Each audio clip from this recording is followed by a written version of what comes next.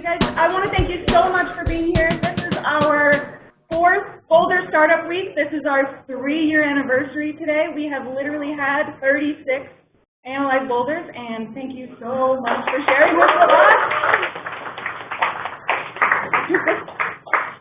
So none of this happens without the leadership team. That is Justin back here.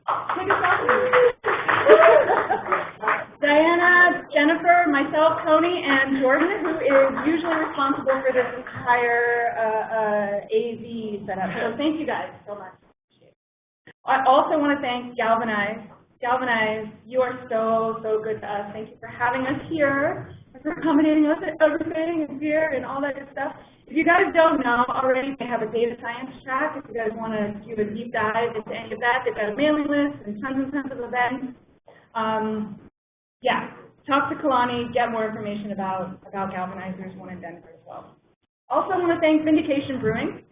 All of our beer tonight is from Vindication Brewing. They're in Gun Barrel. Tonight we're having the wheat and the Boulder. I was back there pouring, so I know all about the beers we've got on tap tonight. And lastly, I want to thank you. None of this happens without you guys. Thank you so much for being here. Appreciate it. So we are an organization that is 1,700 data geeks strong. And one of the things that's near and dear to our hearts is getting everybody the job that they want and that they deserve. So who has jobs available at their companies? Any announcements on jobs? Nobody's hiring? Okay, who wants a job? There's like always somebody. We're going to have the mic go around just for this one. For hiring, not for I want the job. Oracle Data Cloud, formerly Logics, we're hiring all kinds of data scientists from everything from heavy computer science to mathematicians. We want them all. Sweet. I saw another one in the back there. I'm from New York, and actually Facebook.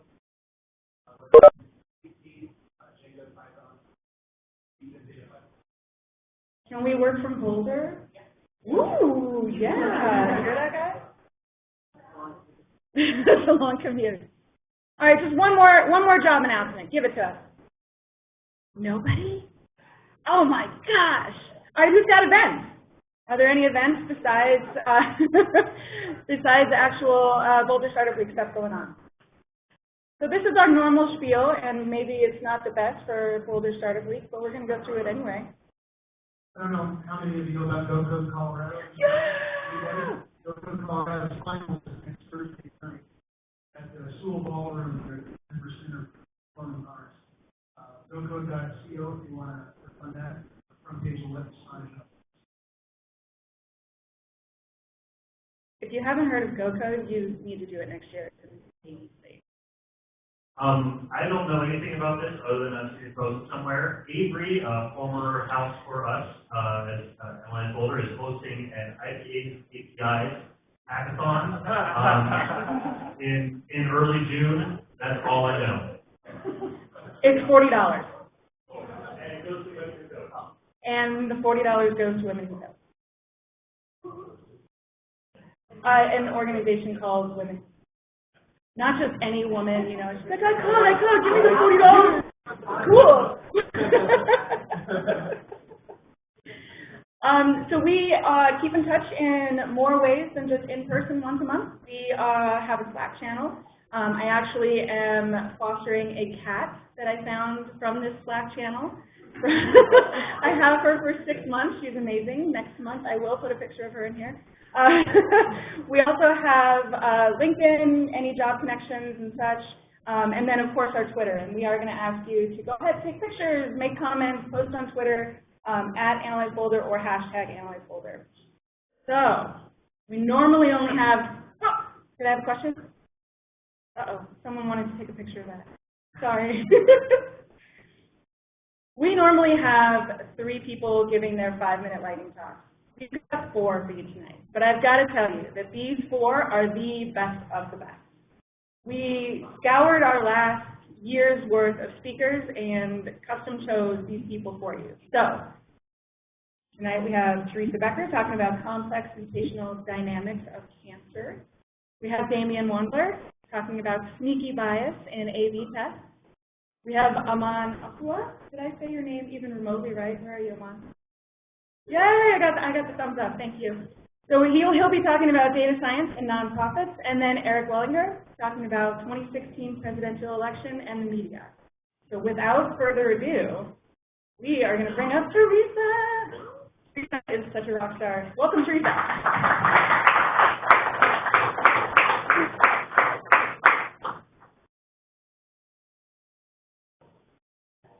You need this, and I need this.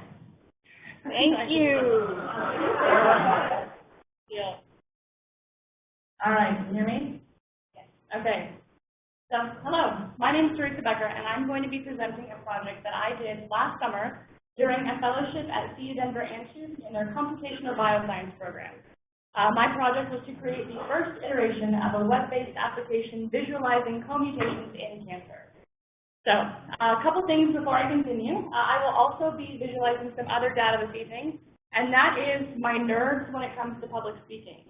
So you will notice a direct correlation between the length of time that I speak and the color of red that I become. So, in addition to that, I'm also not a cancer researcher. So these things are all things that I got to learn throughout the course of doing this project, which was awesome.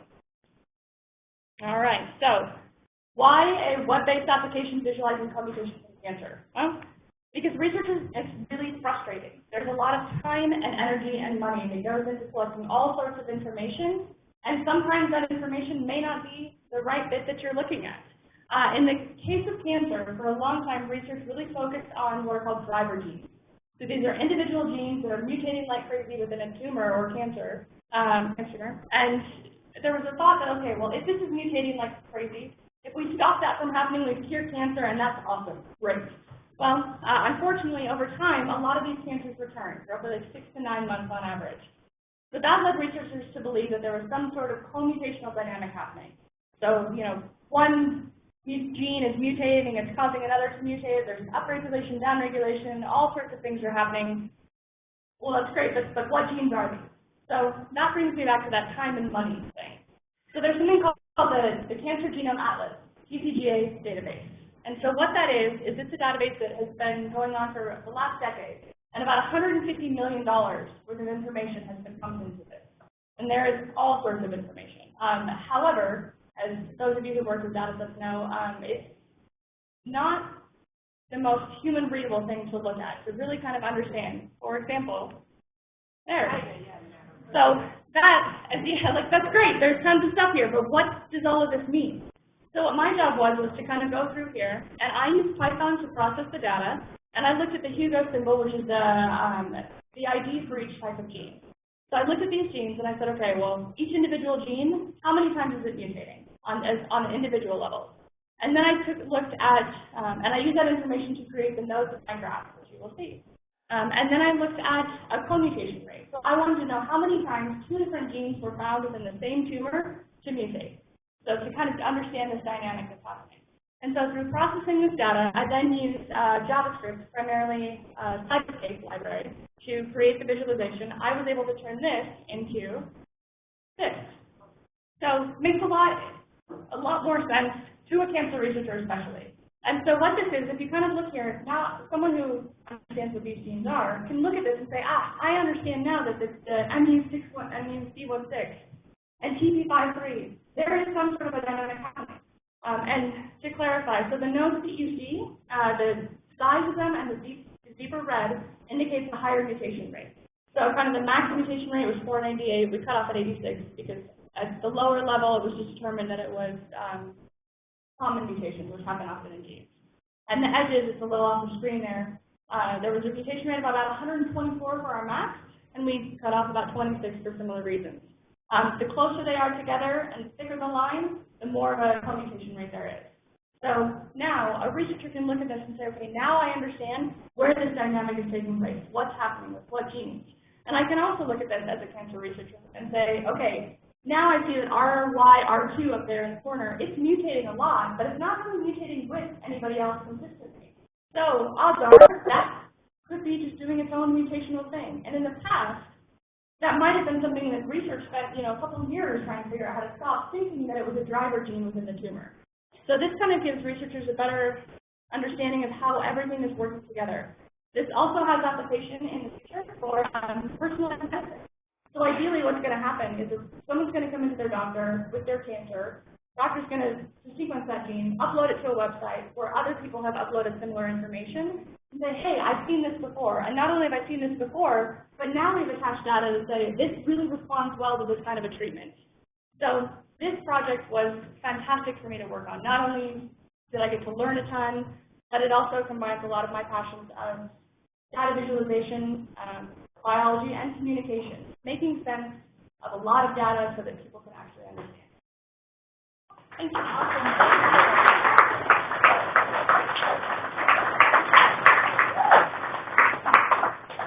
So I'm going to ask you to repeat any questions people ask so that people on the WebEx can hear the questions. Any questions?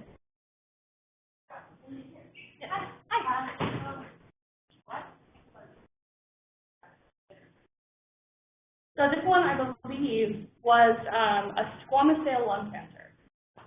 Yeah, and actually, you know, one of the researchers who I did distinguish to during my fellowship was able to look at that and knew exactly what type of cancer we were looking at. So they're like, oh, squamous cell. So, yeah.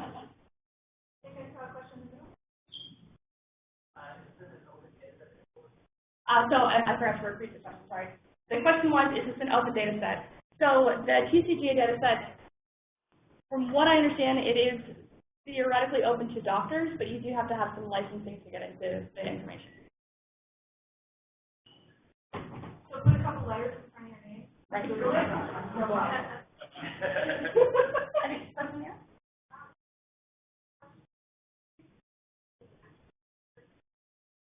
So the question was, did I submit this to the National Cancer Institute? This was actually presented at a workshop shortly after I finished this project.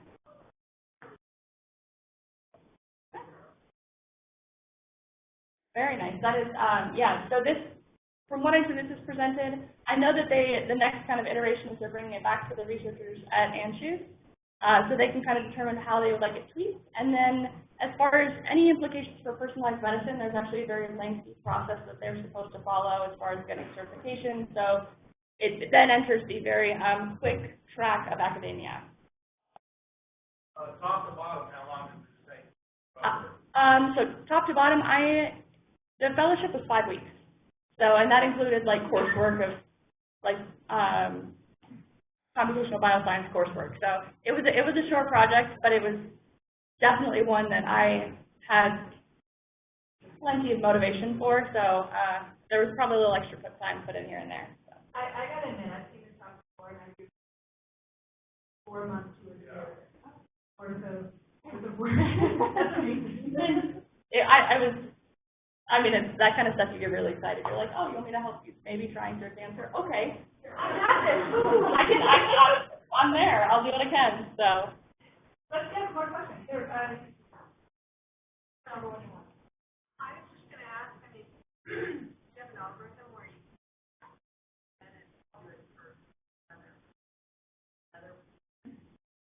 so the question was, is there an algorithm that can be keyed in and sent for another patient? And yes, so what this would do is theoretically if someone were just to kind of have the sequencing data, that you can just load it in, it'll read in the appropriate information to the nodes, and yeah, you could, that is hopefully the point eventually, is that, you know, you just upload it to the server and you're good. Well, there will be. This belongs to the university. So when I said earlier how it entered the fast track of academia, that was actually a joke. It's probably going to take a few years to move on that one. So, was there another question? Oh.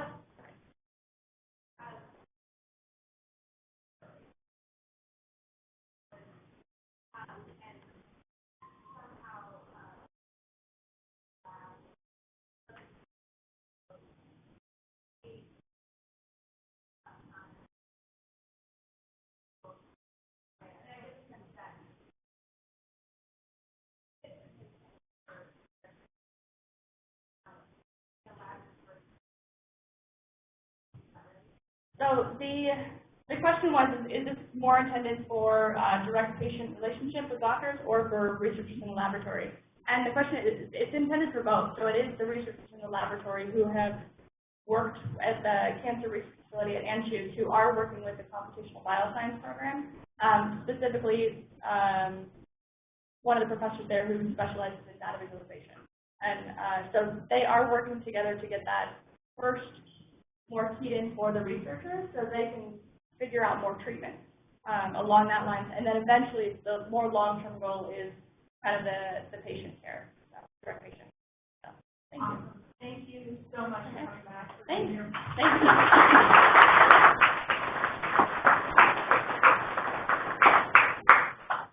Next up, we have Damian Wandler, who was so good when he gave his talk last time. Was it January? I think so. That I actually got a little possessive. I didn't. No. I'm asking all the questions. So I will refrain. No. You were blocked off. You were taken. I had no way of doing it. So A/B test can fail. So A/B test can fail. So first I want to start with a slide that's basically yelling at you. You know, what you learn in like 9th grade email is don't write in all caps. So first, what is an A/B test? This is a common thing. Everyone knows what this is. A simple experiment. You know, you have two groups. You want to find out, answer a simple question. You give one group the A group easy button. You give the other group the B group easy button. And you just want to say, you know, which one gets pressed more? So you just count it up. It's very easy. This is science. This is an experiment. So the problem is, in technology, there's a couple issues here. In the tech industry, there's one. You have your guy over here. We will call him a programmer, half bro, half programmer. He believes that like you don't need any complex math. You don't need any stats. You got your A/B test. You know, he's saying I don't need no stats. I got A/B, bro. So the problem is this can fail, and particularly in advertising, where this gets applied, there's kind of some sneaky ways this can fail. So this is a common question in advertising. People serve ads. They want to know how much money their ad actually generates. So they want to know causal lift. And that's all really about comparing to the right group. You have to have the control group. You have to do good science to be able to make this comparison and really draw good inference. So let's kind of run through a little example. So we have our universe. And, you know, I'm hoping everyone here is, I've kind of spanned the ages. We have our Vanilla Ice and Flavor Flav to pick up our 90s rap lovers. You know, we have Bieber and little Michael Jackson somewhere in the back. I think over there, Glenn is like, I love you, Bieber. So everyone has their partner. We want to first randomize. We're doing an experiment.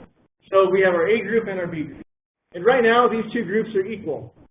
Anything we do with these, any comparison we make between these two groups is perfectly equal. So we're in advertising, so we're going to serve some ads. We serve an Old Spice ad. Some of our A group gets an Old Spice ad. Now this is great. We get to make comparisons. We want to go see who bought this product. We can do that as well. Now this is a good comparison. This is a fair comparison. Our A group was perfectly equal to our B group. Everyone had their partner in the two groups. The problem is we have Steven Tyler and Mick Jagger there that one of them, neither of them saw the ad, but we're measuring them anyway. That just kind of increases our noise. We want to isolate the signal, so that just makes it harder. This is really kind of what people want to know. They don't care about those other folks that didn't see the ad. They only care about the folks who did.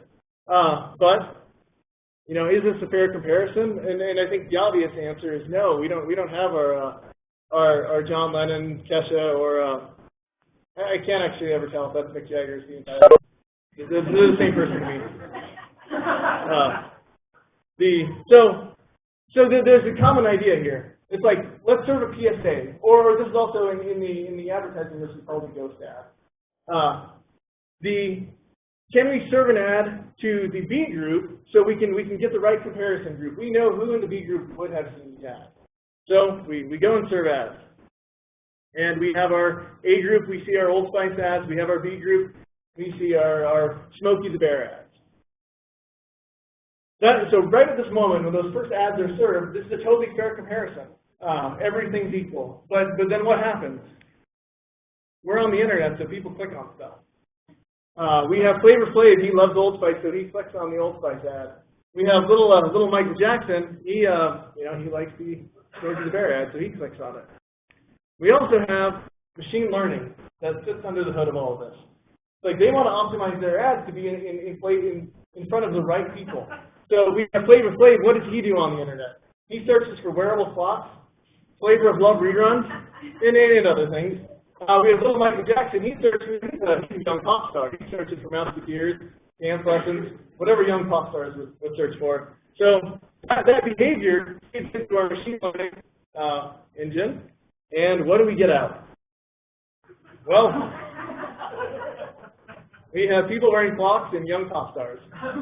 And they all saw the ad, but I think it's clear that they are not equal. So we don't get to do anything there. But this doesn't like stop the question. So the question still ends up being like, how much return on ad spend? How much did this ad generate? And this is where statistical inference comes in. What's often called a synthetic control is we want to find a group that looks just like them. Some common techniques are nearest neighbor, propensity model, entropy balancing. That's really the goal. So we have our folks from the A group enter our synthetic control builder, and now we have more people with clocks. So really now what we can do is we have, through kind of some statistical inference, we can actually make this fair comparison. We have two mostly equal groups. There might be some slight nuances, but now we have equal groups, and we can say, $4 to $2. This is a fair comparison. So let's check in back with our programmer. He's kind of pissed, but he still got his push-ups. And what I'm really kind of the point here isn't that A/B tests are bad. This is a great tool. This is a great thing that's used in the tech industry. But just be wary whenever you see these things. I've seen them fail by big companies that you kind of wouldn't expect. They don't solve all problems, and sometimes you still have to do some clever math, some clever statistics to really tease out the answer to the question you're actually trying to ask.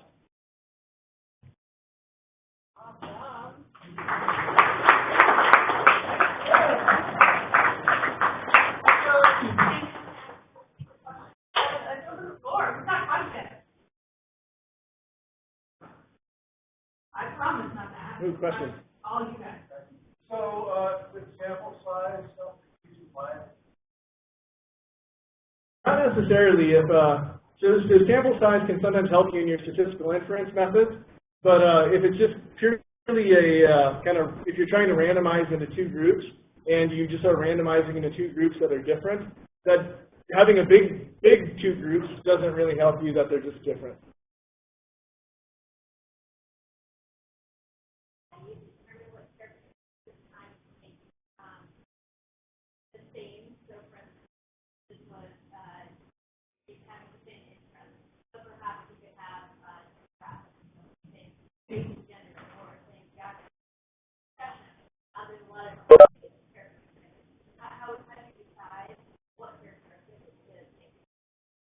Have fun summarizing. Yeah. So the question is, and I apologize, I didn't summarize the first question. The question was, how do we decide what to kind of make equal to while building our synthetic control? And the real answer is you want to make everything equal. That's the kind of like theoretical answer, but in reality, with real computational limitations, you have to decide what is kind of relevant to the point. And a lot of the things we do is we try to isolate it to one of two things. One is what drove the impression, what was the reason for the impression. It's like maybe that's demographics, or maybe you interact a lot on Facebook. And then the second piece is like, what is just kind of your likelihood to buy the product in general. And for a lot of the things we do, if we feel like we can match what made you get the ad, and then were you likely to buy the product anyway, and that's still a series of 60 dimensions or something like that, then we feel comfortable saying that we have matched as much as we need to match to trust the result. Couple more questions. Can't let this guy off the hook. So your example of advertising, would this apply to our their experience on the website? All created into how There are examples like that. particularly depending how you're randomizing it. Sometimes a common thing that's done is like you say Google. Google might know who your email is, and they also might know your cookie on your browser. And they might be randomizing you into one group for your email and then another group for your cookie on your browser. And then they're, depending what group you get put in, you can kind of end up in this weird, like I'm both situation. And that's a really difficult problem to handle on the back end when you're trying to do kind of just some simple math. And this is actually kind of an example that came up at a conference that I was at. And there are sneaky things that happen there too. It's like if you are in the control group and then you're in the test group and then you're back, is that someone different than that like received in a different order? So any of these kind of problems manifest themselves in strange ways that if you want to do simple math on the back end, just like doing simple comparisons, it's not that easy. Because actually randomizing is really hard. And things can kind of jump around. You can be in both groups. You can be accidentally in one group when you weren't supposed to. All of those kind of things. Maybe one day Google will tell us. Maybe randomly, if they were going to do it randomly. We have one more question. Let's see, how much money did that group strategy generate? Was it effective? So we do a lot of measuring. So the question was, I think the question was the advertising effective based on the synthetic control in my example? In my example, it was definitely effective. It was, I think, 4-2. Yeah, I mean, it was perfect. It had people with clocks. There's so many clocks. It actually took some time to find that many people with clocks.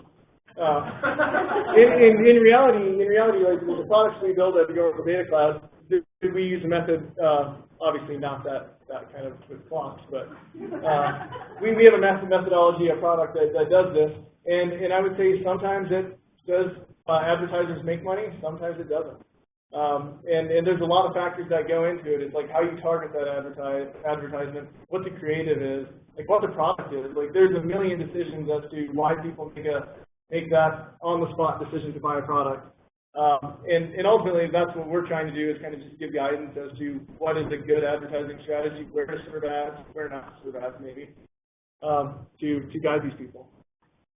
Thank you so much, David.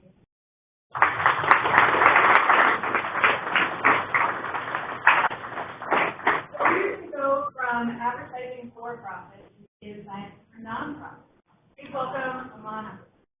Hi, everybody.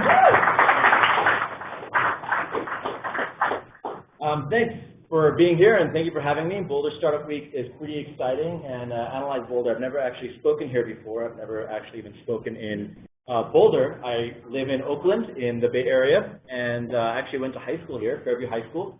So it's exciting to be back, and my parents are here watching me speak for the very first time. So please follow holding on. I do freelance consulting in the Bay Area. I work for the last 10 years or so in fields such as these.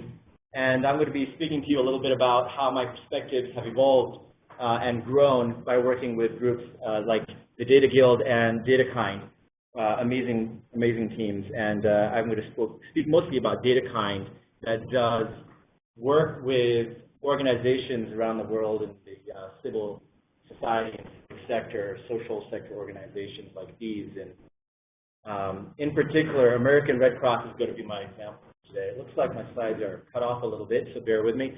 But American Red Cross came to us and they said, hey guys, we have a data science problem. That's what we do with DataKind. We help these organizations with data science problems. And they say, hey, we have this database in Access 2000 and we upgrade to Access 2007. Can you help us? And so we said, well, yeah, I guess we could, but what are you really trying to solve? And that is a conversation that began a process, and that process led to an interactive map. And the map was used to understand how to address issues in preventable fires, how to understand which communities are at risk because they don't have smoke alarms, where are areas where there's going to be Where are there going to be areas where if there is a fire, there's going to be a larger risk of injury to humans, and where do we have the ability to address these types of concerns. So that process was a long process, and it's very different from what we usually think of when we talk about machine learning and data science. And this isn't just about these steps. It's about understanding what the problem is. We worked with the organization to understand where to get the data to solve this problem, or even that we were going to address the fact that preventable fires are something that we could focus on because we have the data to do so, and the objectives that the organization has to address. And that process really starts to explode out this idea of what is machine learning and what is data science. And it starts thinking about a much more holistic view, right? And you start thinking in terms of design principles. Now, you guys are startup week folks, right? So design principles are very familiar to you. And what we're talking about is designing a solution for a problem, a solution for an end user, and working backwards for where the data can fit in. And the data science role starts to look quite different from that four-step process. It starts to look very complicated. It starts to look at all of the different components involved in putting together a solution that addresses a particular problem or issue. And machine learning, model building, and those things that are typically associated, maybe not internally, but externally, at the world at large, with machine learning, become a very small part of what that actually is, right? So we start thinking about problem solving. And the idea becomes that how do we go from thinking about the data at the center of the problem, really understanding what the business needs are. And we start to move away from data and starting putting the users at the center instead, right? And when we do user-centric design, we can have a much stronger approach to understanding how to approach a problem, how to develop solutions, and then we start thinking about later, where does the data fit in? And the strength of this approach really carries through in the ability to understand then not just what can we do with data, but what can we not do with data. Yes? 1 minute? Okay, right, I'll keep moving along. So when we start thinking about the problem in that way, we start thinking about wicked problems, right? Wicked problems is something that Horst Hotel came up with. I won't go into this, but the idea is really starting to understand, think differently about what the role that data scientists have in this space. What is the role of data in my project? What is the role of data in solving a problem in general?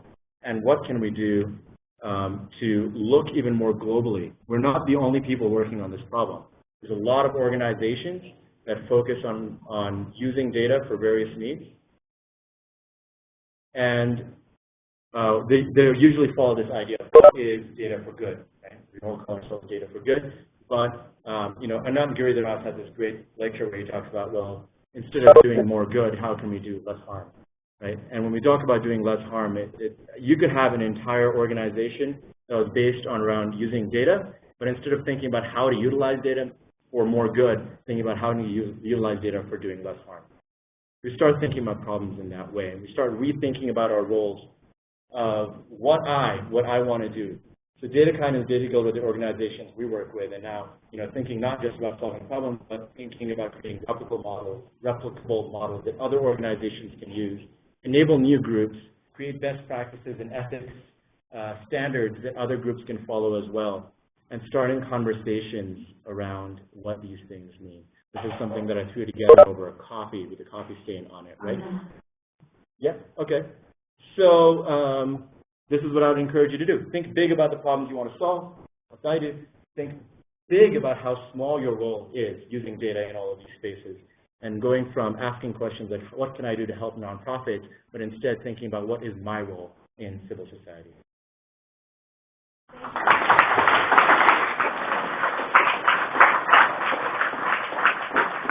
So we have a bunch of minutes for questions. I breezed through a lot of concepts here. It's actually a 45-minute lecture that I try to compress down to 5 minutes. Right. So literally, you can check it out on YouTube. But I'm hoping that you have some questions here that allow me to expand on some of these ideas. You can also tweet at me if you have some questions we can take offline by going online on Twitter. Sure. And I want to open the floor to any questions. Mom and Dad, you get good first choice of question. Any questions? No question, just come to me. Yes, sir.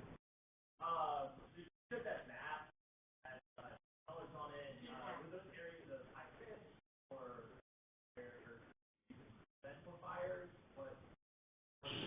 So the goal here was to identify communities where action could be taken, right? And so, you know, we're building product. So, you know, a lot of people come to us and say, well, what impact can you really make by making a visualization? But oftentimes you need to, you know, be more humble and realize that, you know, building a visualization can be part of a greater process. So what American Red Cross identified, we started working with them in DC. We ended up in Chicago, and we ended up moving to DC and went through several engagements. And what we came up with was a tool that looks like an interactive map that they were able to use to make decisions about where to focus their efforts in terms of creating awareness around. So one of the problems they had was that people would get cold in Chicago and put space heaters under a blanket, and that would create a fire. Okay? So instead, how do we work to do engagements around enablement, around knowledge, like giving knowledge to the community, what can do, what you should not do, where to install smoke alarms, where to give grants so that money could be spent on installing smoke alarms.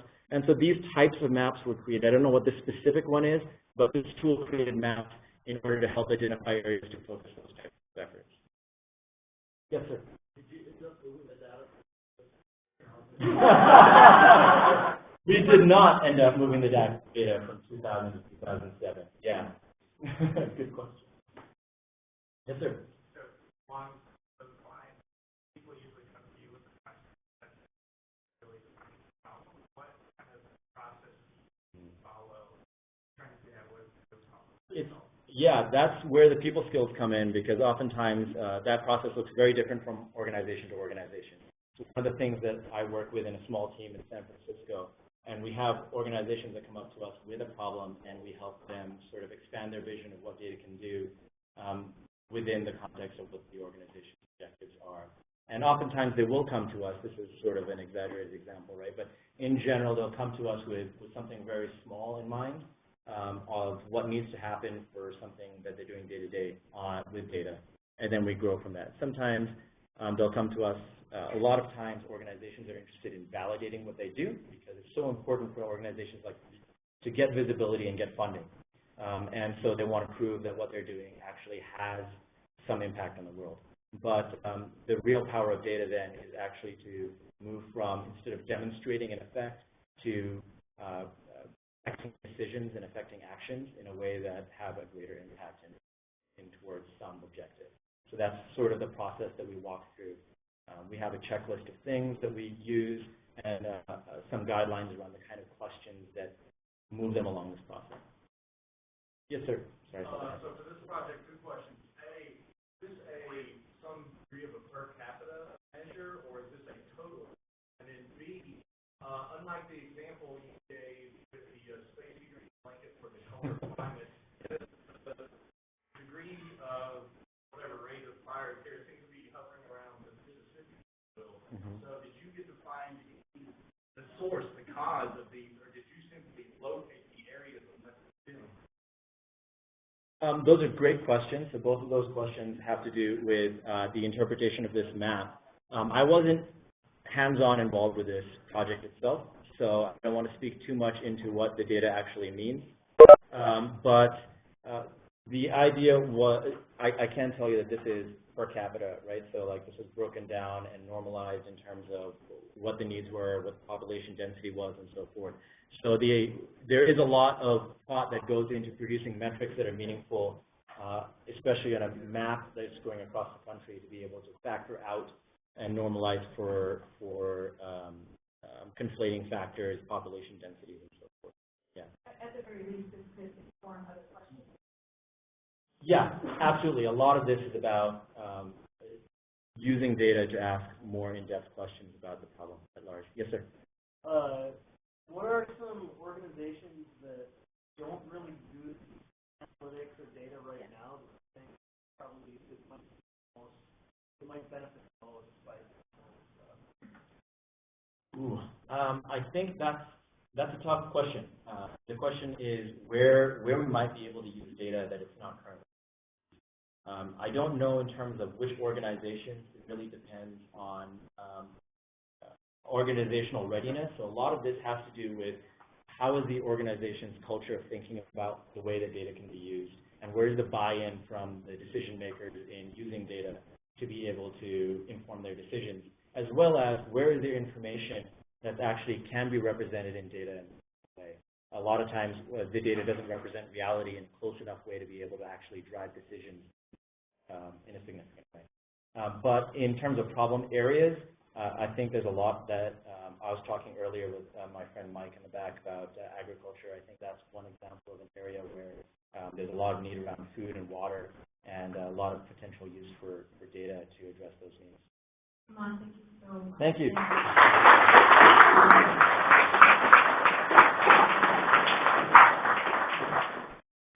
Next up is Erich Wellinger, who promised not to talk about Trump. Wait, no, I'm kidding. That's not going to happen. Woohoo, take it away. How's it going, everyone? My name is Erich Wellinger. I graduated from the January cohort of the Data Science Immersive at Galvanize. And for my capstone project, I did an analysis of the media coverage of this upcoming presidential election. And toward that effect, I scraped 5 different news sources. So I got New York Times, Fox News, NPR, Wall Street Journal, and The Guardian. And all told, I got just over 14,000 articles in total. And in order to do this scraping, I searched for each candidate's last name across each source for every day in 2015. And then for every article, I scraped the article text as well as a variety of metadata and dropped that into a Mongo database. From there, I pulled information from the Mongo database, and then when bringing it into a pandas data frame, I did a further check to ensure that every article's text contained at least one candidate's full name. So a search for Sanders may yield an article about Deion Sanders when I was really searching for Bernie Sanders, and so I don't want that in there. And then I followed a standard data cleaning pipeline in pandas. So I converted dates and Unicode, and then also dropped stop words and lemmatized any text. From here, I performed non-negative matrix factorization to turn these words into topics. But before we can do that, we do need to create a matrix of numbers. And to do that, I created a TF-IDF matrix, which sounds really complicated, but the intuition behind it is actually fairly simple. So TF stands for term frequency, IDF stands for inverse document frequency. And so at a high level, if a word occurs a lot in a particular article, that gets a high score. But if that word also appears in every other article, then that's not really telling us anything unique about this article, and so it's going to get penalized for that. And so from here, we now have a matrix of numbers which we can work with. So we're going to perform non-negative matrix factorization on that resulting matrix and to extract any latent topics, as well as a breakdown of how attributable each article is to a particular topic. And so what is a topic? So a latent topic is just a set of words that the matrix factorization has found to be prominently associated with some subset of the articles. And it's worth noting, unlike k-means clustering, NMS does not impose a strict clustering, and so we can have a particular article be associated with multiple topics. But as any good data science project should get to, we should always let our data be our guide. And so just to visualize what a latent topic is, we can take a look at a word cloud. And so every word in here, the size of the particular word, is going to be associated with how predominant this word is associated with this particular topic. So clearly this is about Planned Parenthood. But more specifically, it's about the fetal tissue videos. And so unfortunately, the news coalesces around controversial issues rather than focusing on the great things that Planned Parenthood does for women's health on a daily basis. We can also take a look at the number of articles associated with a particular candidate over the course of the year. So we have the top 5 polling Republican candidates as of February 1st. And so we see that Jeb Bush is getting the most media coverage in the first half of the year, and then Donald Trump comes on the scene and pretty much dominates it from then on. we can also get a nice high-level view of a particular latent topic. So here, this is an account of Clinton's email server. So we can see a really huge spike in mid-March when the story first breaks, and then it perennially comes up again as the news media keeps going back to it. And we can also see on the right-hand side a normalized breakdown of how predominantly a particular news outlet is reporting on this particular topic. So we see here that Wall Street Journal and Fox News are reporting on this more than any of the other ones that I pulled data from. Here we can also see a gun control topic. And so we can see spikes over the course of the year. And just to illustrate that, I overlaid the top 5 mass casualties events as given by the Gun Violence Institute. And we can see that events like the San Bernardino shooting, which have a political overtone, correspond to a much higher spike in articles being published about it than, for example, like the Waco shooting last May down in Texas. And so overall, I factorized into 90 different topics, and so each political candidate received their own topic with the exception of Lawrence Lessing and Jim Gilmore. Sorry, guys. And with that, I'll go ahead and open it up to any questions that you may have.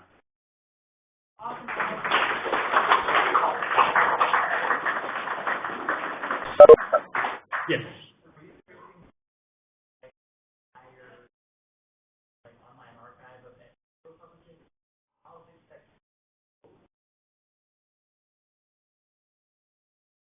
Yes, so it was, what was the specific source given these particular outlets, where was I searching in particular?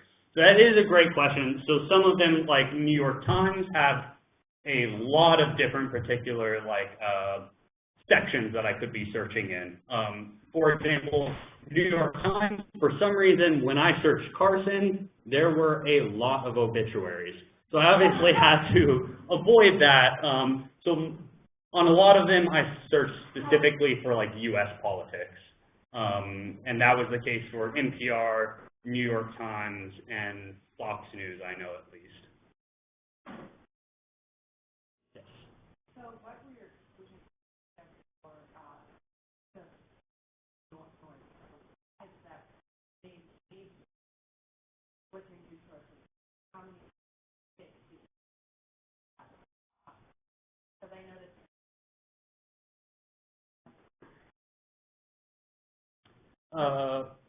wait. When did Sandy Hook happen? Yes. Yeah. So I only searched within 2015. But yeah, so I basically searched for every candidate's last name. Any articles that came up, I would dump into the database. And I think all told, I got around 20,000. But then when I verified that at least one candidate's full name appeared somewhere in that text, that limited it down to around 14,000. Yes. Did you look at any of the relationships between topics among candidates and sort of how the prevalence of certain topics is going to certain candidates, how that compared to the sort of group? So the question was looking between topics and seeing, like, for example, a topic on a political specific candidate, did that correlate to another topic? And that is a great question. I did not look at that specifically. So basically, for any article, it could be partially attributable to any one of the topics. And so I attributed it to any topic that it had at least 10% attributability. I didn't look at how that, how a particular, like if an article got attributed to Trump, how often did that also get attributed to something else? But that would be a great step forward. So you got your degree from this project, now the graduate project? No, I got my degree from Trump University. So. That's great. Yeah.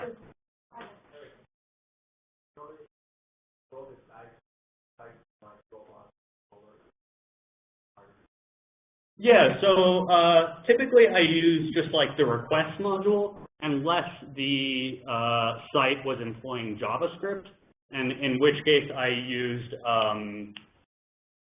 Selenium, yes.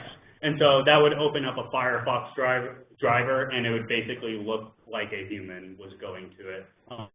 So Fox News and Wall Street Journal, I needed to use a Selenium driver for, whereas the other ones had APIs, which are very nice. But yeah.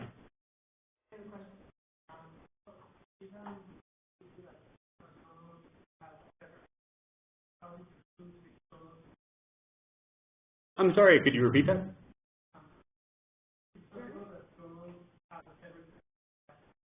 Mm-hmm.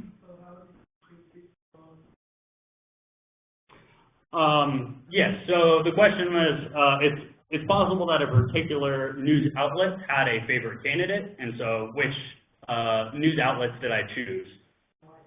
And why? So I basically chose any news outlets where I could reliably get the data. So the ones with the APIs were very easy to include. I really wanted to get at least a little bit of an international perspective. So I went after The Guardian. I also really wanted to get Al Jazeera America. Unfortunately, that did not happen, and they are now no longer a news source. Fox News was also kind of a must because I wanted to compare that to everything else. So that was the first one I went after. And then other than that, it was just everything that I could get. So unfortunately, I couldn't get things like CNN or BBC just because of how they set up their searches. It was not very easy to say, I want this candidate in this time window.